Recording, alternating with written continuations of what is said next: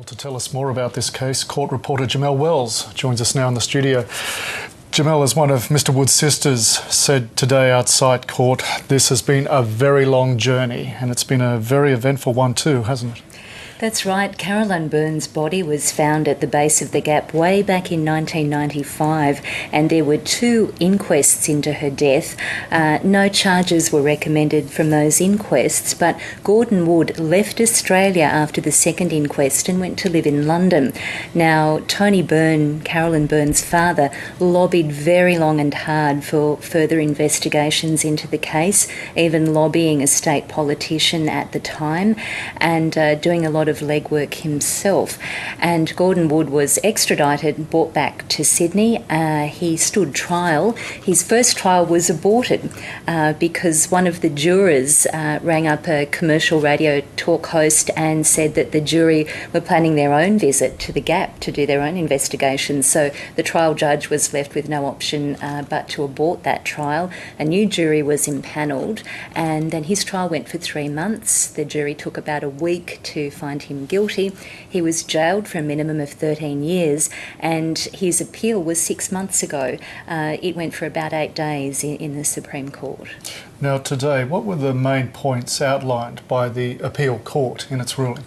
Well, there were 9 grounds for appeal, but in summing up the judge's decision today, which was unanimous, there were 3 judges who thought the same on this, and they questioned physics evidence that was, physics experiments that were presented to the jury as evidence, and they were conducted by Professor Rod Cross.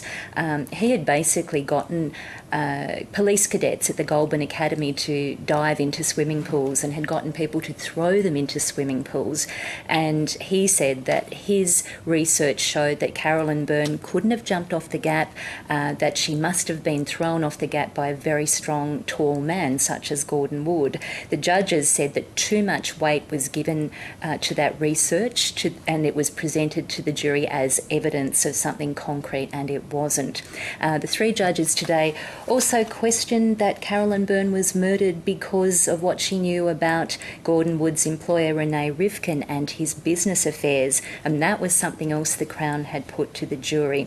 And most importantly today, the judges said that suicide couldn't be ruled out, and they noted that Caroline Byrne had an appointment to see a psychiatrist the day that she died, whereas Gordon Wood had always argued that she had committed suicide, and he told her family she'd been depressed. That's what he told police.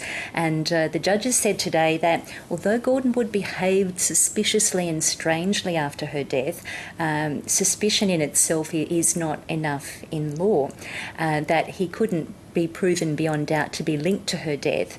And at his trial, we heard that Gordon Wood took her family to the Gap and said, I had a premonition, a feeling that she might be here and that something might be wrong. And he actually pointed to where her body was found. So that was very compelling evidence put forward to the jury. So with this case, resolution in some respects, but it seems some controversy remains. Well, it does. The judges today have questioned some of the address given to the jury by leading prosecutor Mark Tedeschi. They've questioned the use of this research by the physics professor shown to the jury as evidence, and they've questioned a lot of evidence put forward at a very long trial that used a lot of resources.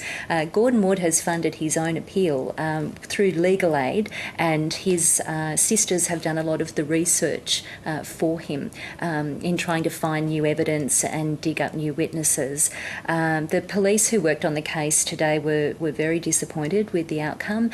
Some of them have worked on it for a long time, been involved in his extradition, been involved in gathering evidence for the inquest and the trial, so very disappointing for them. But the appeal hearing questioned some of the investigations that police had carried out, the labelling of photos, for example, the alleged collusion between police and Professor Rod Cross, something which he denied.